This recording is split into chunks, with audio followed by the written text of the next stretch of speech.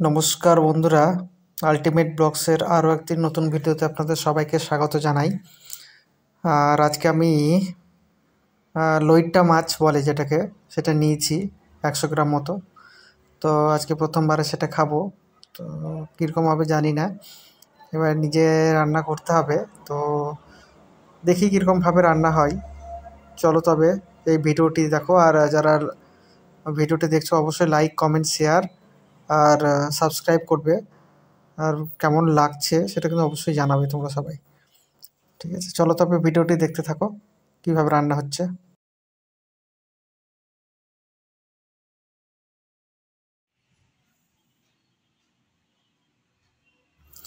এখানে দেখতে পাচ্ছ, এখানে দুটো লইট্টা মাছ নেওয়া হয়েছে। দুটোতে 100 গ্রাম ওজন হয়েছিল। তো সেগুলো বেশ ধুয়ে হলুদ লবণ মেখে নিয়ে নিচ্ছি। আর সাথে আমি যেহেতু আহ, আলু, বেগুন, কাঁচকলা এটাতে রান্না করবো, সেই জন্য এগুলো সবগুলো একসাথে কেটে নিয়েছি।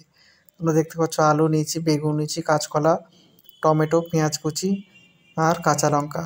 মশলা যেগুলো সেগুলো সব বাটা মশলা তো ব্যবহার করি না, গুঁড়ো মশলা, তাই এখানে এগুলো নিয়ে নিয়েছি। চলো এবার রান্নাটা বসাই।